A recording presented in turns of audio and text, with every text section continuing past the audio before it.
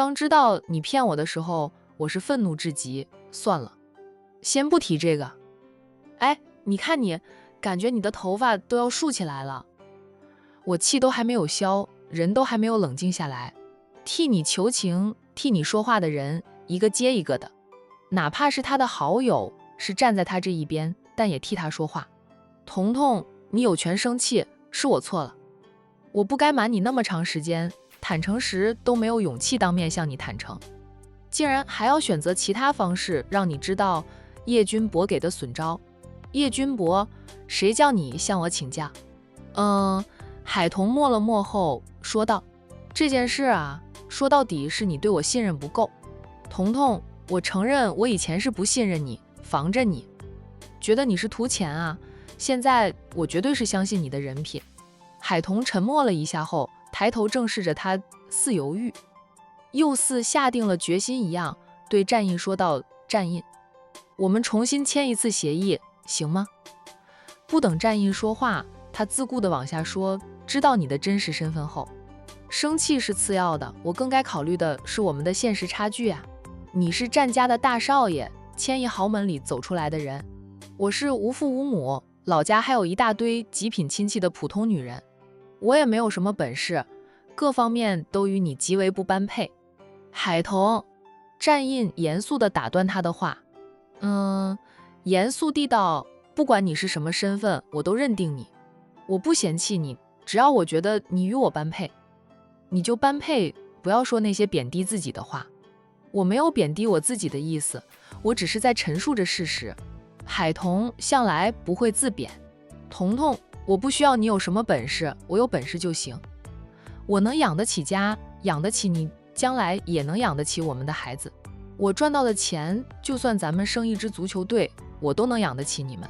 你不要给自己压力，我不需要你养家，你保持现状，我完全没有意见。战印觉得自己赚到的钱多到花不掉，有他养家就行，不需要海童有什么本事，也无需他去赚钱养家，他只要老老实实的待在他身边。不要想着离婚就行。彤彤，你或许不知道哈，我们家每一个人每个月都能从家族信托基金里领到一笔零花钱的。你是我们战家的大少奶奶，每个月给你的零花钱60万元，这只是家族基金领到的零花钱，我每个月也可以给你一笔零花钱，奶奶还有我妈肯定也会给你零花钱的，你根本不用担心钱的问题。战印说着，掏出他的钱包，从钱包里取出了一张黑卡，他把那张黑卡放到了海童的面前，在咱们小家里，你当家做主，你说了算，这是我的黑卡，给你保管着，也随便你刷，总之有我战印在，你不用担心钱的问题。海童看了一眼那张黑卡，再看着他，他以为他愁的是钱的问题吗？战印，如果我们的婚姻还要走下去，你是想让我当你养着的金丝雀，还是想让我站在你身边与你同行？战印沉默地与他对视。战印，我的意思是，你给我一点时间，我尝试一下我能不能融入你那个世界，要是融不进去，我也不勉强自己了，你也不要勉强我，不平等的婚姻难长久。现在你等于是刚爱上我不久，正是感情浓烈的时候，你肯定认为自己能包容我的一切，不管我是什么身份，你都不在乎。时间久了，你就会觉得我什么都帮不到你，我们也没有共同的话题，你谈论财经、股票、投资，我一窍不通。当你带着我和你的朋友聚会时，别人的太太能与你们高谈阔论，我能与你们说什么？问你们今天吃什么菜，喝什么汤呀？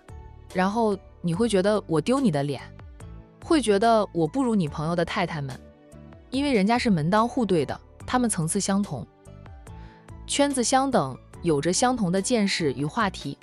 你可以说有你在，没有人敢对我怎么样，但我会自卑，我并不想成为你养在笼里衣食无忧的金丝雀，我想成为跟你并肩前进的女人，但你的起点太高了，我拍马都追不上，所以我觉得我们得重新开始，你给我尝试的机会。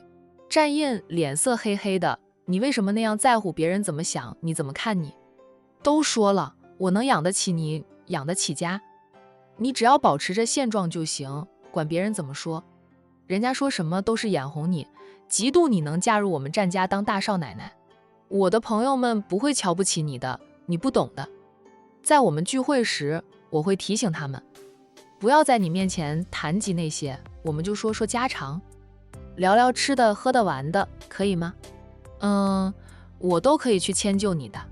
彤彤，我知道你姐失败的婚姻对你影响很大，你害怕我会成为周鸿林那样的渣男是吧？你放心，我保证不会。哪怕你以后像姐一样，变得身材肥胖，我都不会嫌弃你。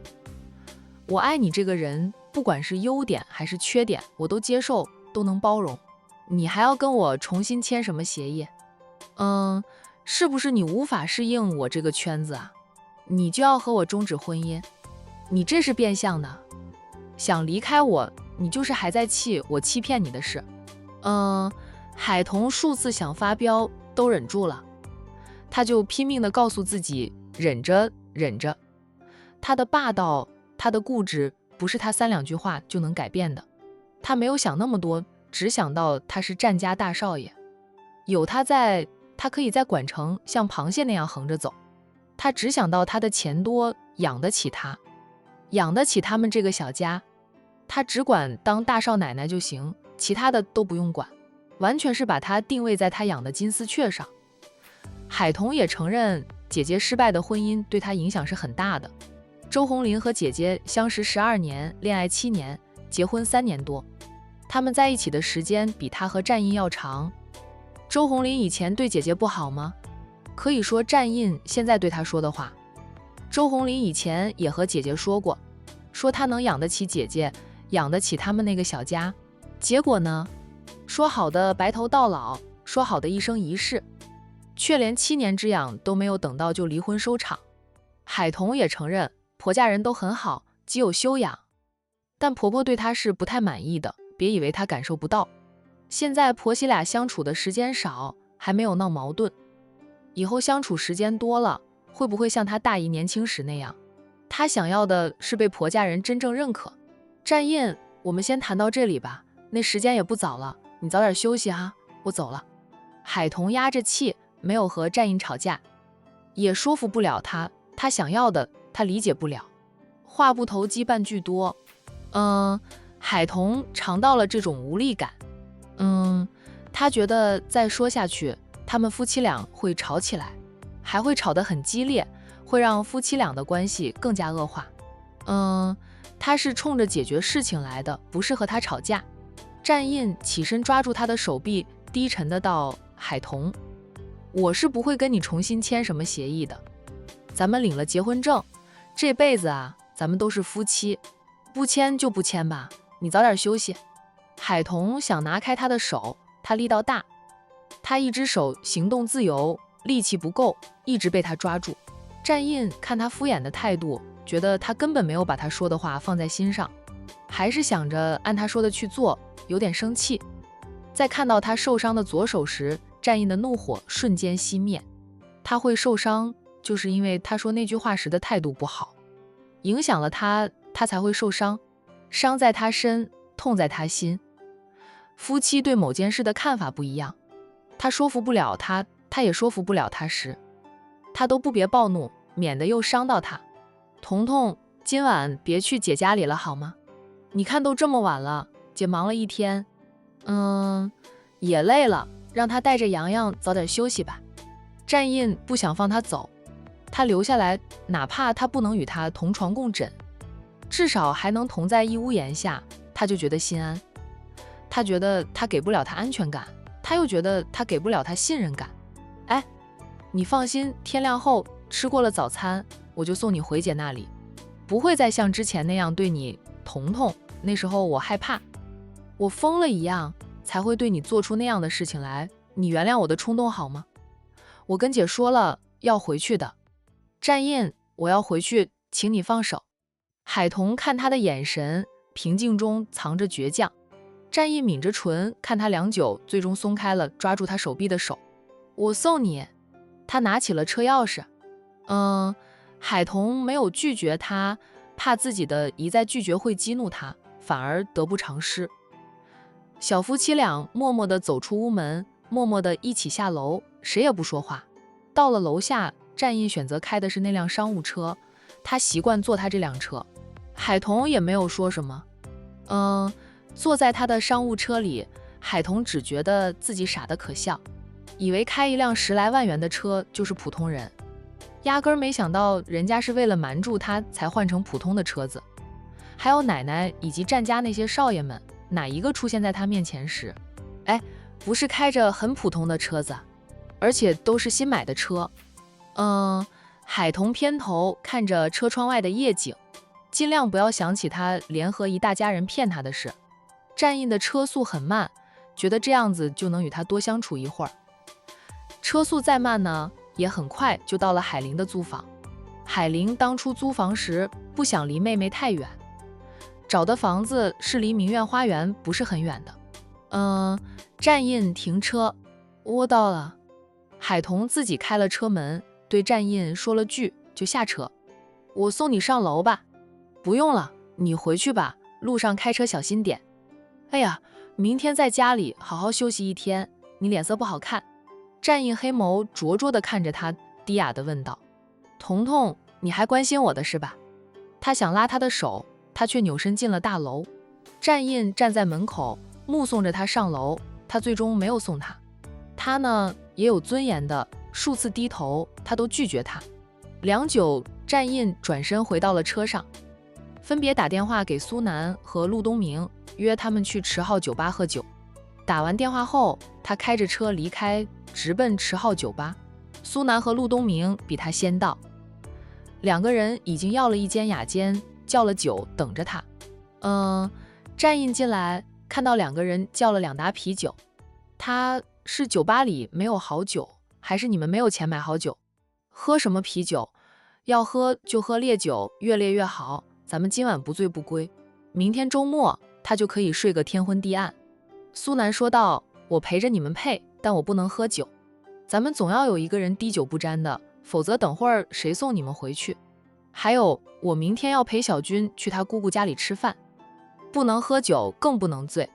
陆东明碰了碰苏南的手臂，八卦地问道：你和沈小姐发展到见家长的地步了？哇，好速度呀！我也想好速度，小军却喜欢慢节奏的。是张太太又给他物色好了一个相亲对象，张氏集团的一个高管，叫他过去吃饭。那是变相的让他和那个高管相亲。我苏南看中的女人也敢抢，我得去会一会儿对方有多优质，能把我苏南比下去吗？他也要让大家知道他正在追求沈小军，免得沈家人老是想给小军安排相亲。陆东明笑道：那还真没有几个人能把你比下去的。战印还是叫来了几瓶烈酒，他在沙发上坐下来，那就开始喝酒。你去接嫂夫人的时候还乐得像什么似的，怎么还没有解决？需要喝闷酒。战印不说话，默默地喝他的酒。陆东明就陪着他喝了2杯，苏南是滴酒不沾。战印，你心里闷跟我们说说吧，我可能不会帮你分析，苏南在呢，有苏南帮你分析，好过你自己钻牛角尖。陆东明阻止战印再去喝最后一瓶酒，蹙着眉说道：你别喝了，再喝就醉得不省人事。战印甩开陆东明的手，拿起酒瓶，又给自己满了一杯酒，没有喝杯子里的那杯酒，而是就着酒瓶灌着酒瓶里的酒，灌了个精光。手一松，那酒瓶就掉在地上，摔得粉碎。冷不丁，他把桌面上所有酒瓶、酒杯都扫倒在地上，酒瓶、酒杯全都摔碎，发出一阵阵的响声，惊动了门口的酒吧侍者，推门进来看到是苏南等人，酒吧侍者又连忙退出去，并关上了门。战印扫倒了桌面上的酒瓶酒杯后，就趴在了桌面上，嘴里喃喃的道：海童，海童，我不是非你不可的。苏南和陆东明一开始还没有听清楚他说什么，他反复的呢喃着，苏南凑近他嘴边，才听清楚他在说：海童，我不是非你不可的。他说什么？陆东明见苏南脸色怪异，好奇地问着。苏南站直了身子，看着醉醺醺的战印，对陆东明说道：从战印闪婚开始，他因为海童的原因已经醉过几次了。一开始战印和海童签协议时，海童满不在乎的态度让他郁闷，当时就找2个好友一起喝了酒，还醉了，是阿七送他回家。也是那一次，阿七就以代驾的身份光明正大的出现在海童的面前，还说什么不是非海童不可。呵呵。苏南嘲笑着醉醺醺的好友，你倒是去海童面前说这句话呀，在这里说醉话给我们听有什么用？你敢去海童面前说你不是非他不可的，我就跟你姓战。战印猛地又站起来，一把扳住了苏南的双肩，用力地摇晃着苏南，嘴里叫喊着：海童，你还想我怎么样？我做错了，我也向你道歉了。你要回娘家住，那我也让你回去住了。你还想怎么样？我告诉你，只要我战印愿意，外面大把的女人想嫁给我，我不是非你海童不可的。苏南被他摇得都要头晕了，听着他的胡说八道，苏南忍不住接话：你不是非海童不可，你可以跟他离婚，娶外面的女人呗。你休想离婚，我不离呀。你是我的嘞，这辈子都是我的嘞，我就是要你嘞，就是要你，我就是要你，就是不放手。我不签协议了，这辈子不要跟我提协议的事。协议早让我烧掉，冲进下水道了，你这辈子都是我战印的老婆了。发狠地摇晃完苏南后，战印就像泄了气的皮球似的，跌坐回沙发上，歪靠着沙发的椅背，闭上了眼睛，但嘴里还在念叨着：海童，海童，我养你啊，我养得起你的，不要离开我，我认准你了，吃定你了，我的，你是我的。战印的喃喃自语越说越小声，直到没有声音。他睡着了。苏南和陆东明，你看我，我看你的。苏南还庆幸的道：还好，他没有真把我当成海童。陆东明说你还怕他亲你不成？我是怕死他把我当成海童，然后亲我，对我用强的。你不知道我当时害怕极了，想着他要是对我用强的，我是躺平呢，还是奋起反抗呢？他看着战印说道：这都不是我认识的战印了。苏南说你也别说风凉话，等你以后爱上一个女人，又闹了矛盾时，你也会像他一样，说不定比他还疯狂呢。能让我爱上的女人还没有出生呢，我就看着你们恋爱结婚当爸就行。陆东明月女无数，愣是没有一个女人让他有心动的感觉，让他想安定下来的。2个好友都有了喜欢的女人，虽说他们也有过甜蜜的时候，但同样有着烦恼。以前的战印是那样的沉稳冷静，何时会像今晚这般失态的？还是单身的好啊。你这话夸张了哈，说不定能让你心动的女人就在你身边呢。帮忙把这个醉鬼扶起来，扶到我的车上去，我送他回家，你自己打车回去行吗？我自己打车吧。陆东明帮忙扶起战印，他醉成这样子，送他回家，没有人照顾他，万一他在地上躺一晚上会受凉感冒的。我把他送到海童那里去，海童自会照顾他。苏南想着帮好友一把。陆东明提醒地道：战印现在醉了，胡说八道。他刚才说的那些话，要是让海童听到了，那是雪上加霜。苏南，那送他回悠悠山庄吧。陆东明没意见。3个人出了酒吧，陆东明就帮忙扶着战印上了苏南的车子后，叮嘱几句后，看着苏南载着战印走了，他才打电话叫司机过来接他。在回战家山庄的路上，战印还时不时地嚷嚷几句，一会儿嚷嚷着海童我爱你，你别离开我，一会儿又嚷嚷着你还想我怎么样？我告诉你啊，我不是非你不可的。反正他反复就是那几句话。这是爱情和他的自尊打架，一时爱情占了上风，一时又是自尊占了上风。1个多小时后呢，苏南的车子驶进了悠悠山庄。他提前打电话给老太太，老太太在屋门口等着他了。战奶奶。苏南停好了车，边叫着老太太边下车。哎，这么晚了，还打扰你老人家啊？是奶奶觉得麻烦你了，这么晚还要你送阿印回来。老太太让保镖帮忙扶战印下车。见战印醉得连走路都走不了，他问苏南，这臭小子喝了多少酒？好几瓶，醉得净说胡话，我就不敢送他去嫂夫人那里，怕嫂夫人听到他说的胡话更加的生气。他说什么胡话了？苏南呢也没有隐瞒，把战印说的胡话呀就告诉老太太。老太太哼了2声，他要是敢去海童面前那样说，我就敬他是条汉子啊。战奶奶战印也就是心情郁闷，发泄，明天酒醒后保证他又像块牛皮糖似的粘着海童的。老太太说道，酒后吐真言这句话你了解一下。还好他没有把战印送去给海童，否则海童就会像老太太这样认为战印这是酒后吐真言。苏南，要不要进去喝杯水再走？战奶奶，不用了，我先回去，明天有节目。老太太是知道苏南在追求沈小军的，笑道，那行，你先回去。等苏南走后，老太太吩咐着保镖搬张躺椅放在游泳池的旁边，让你们大少爷在那里躺一晚，冷一冷，醒醒酒。老夫人，保镖低叫着。老太太板着老脸，我的话你们不听了是不是？他那么喜欢借酒消愁，我就治他一治，按我的吩咐去做，不管明天会发生什么意外，有我在，他也不敢拿你们怎么样。战印会怎么样？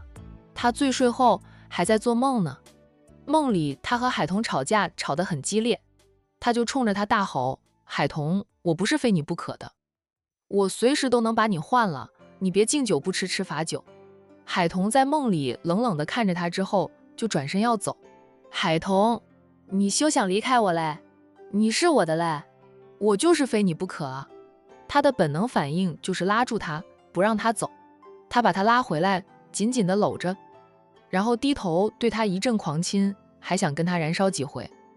扑通，战印在梦里激烈地纠缠海童时，一个翻身就翻出了躺椅，然后掉进了游泳池里。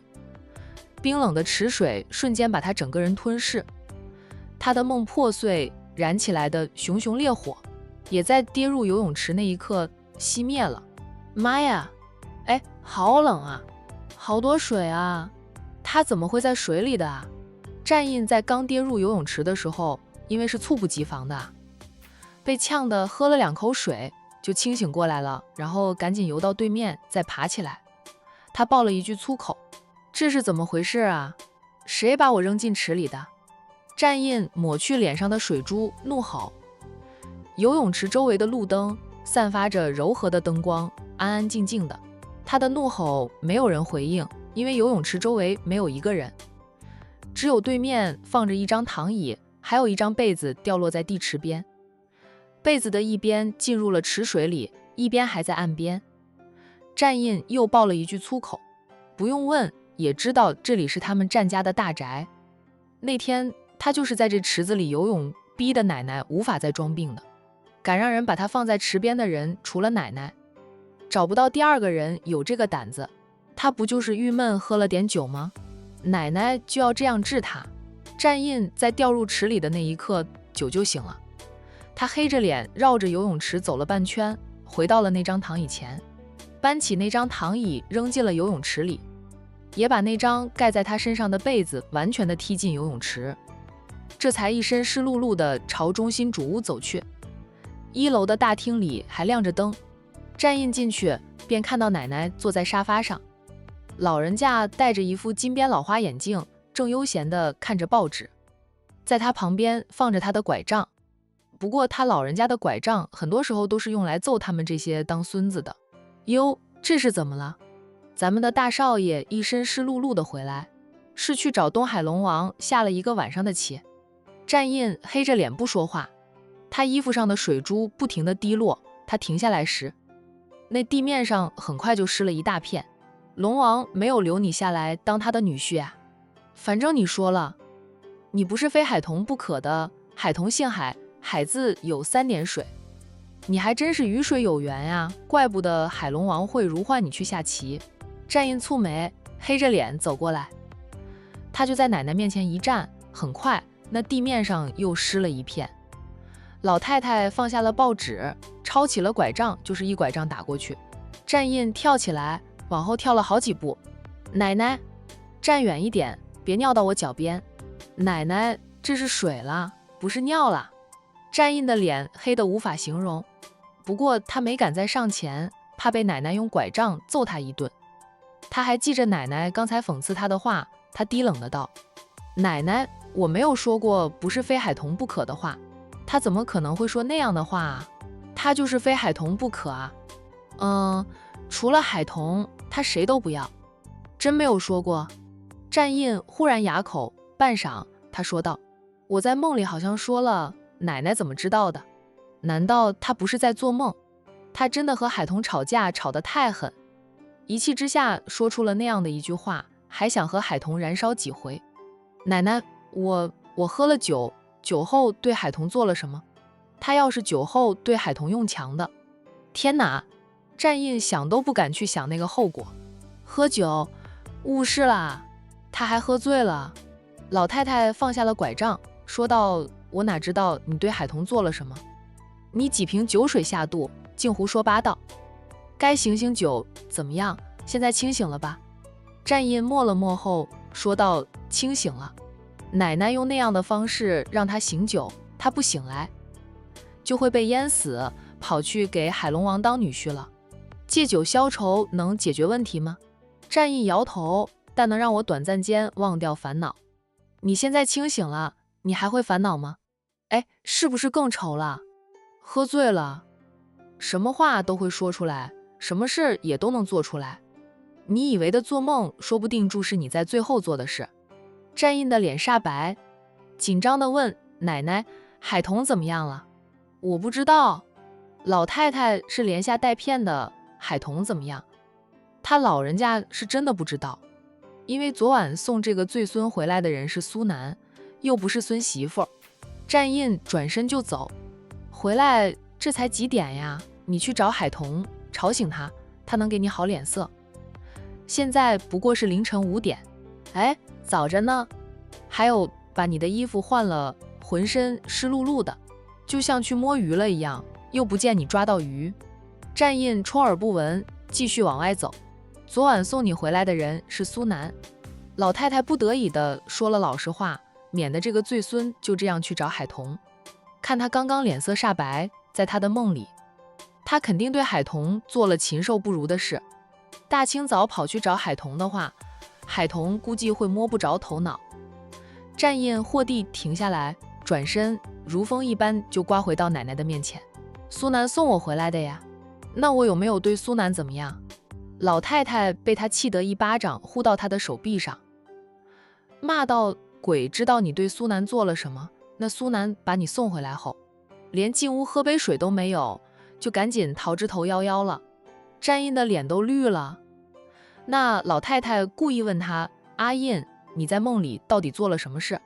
苏南是你最要好最信任的人，把你送回来扔下就逃了，你是不是把苏南当成海童了？奶奶，战印从牙缝里挤出话来：我什么都不记得了。他只记得自己约了2个好友在池号酒吧喝酒，因为海童想跟他重新签协议，让他给他适应他是战家大少爷的身份，让他尝试着融入他的世界，要是融不进来，他不想勉强自己了，也请他不要勉强他。意思就是他融不进他的圈子，他们就离婚，还彼此自由。婚姻一定要门当户对吗？他和他的家人从来没有嫌弃过他，他干嘛要给自己那么大的压力，要在乎别人怎么说他呢？他说他们之间没有差距，就没有差距。他说了算，不记得就什么都没有发生。哦，有句话你是说了一整晚，就是那句海童，我不是非你不可，把你的心里话说出来了。天亮后，你去跟海童说吧，在我们面前叫嚣有什么用？战印垮下了俊脸，苦哈哈的道：奶奶，彤彤跟我说了一大堆话，说什么他不想成为我养着的金丝雀，说什么想成为与我并肩走着的女人啊。谁要和我有共同的话题，我们有共同的话题呀。我没有把她当成宠物来养的，她是我老婆。我养我老婆不是天经地义的事吗？她非要靠她自己啊。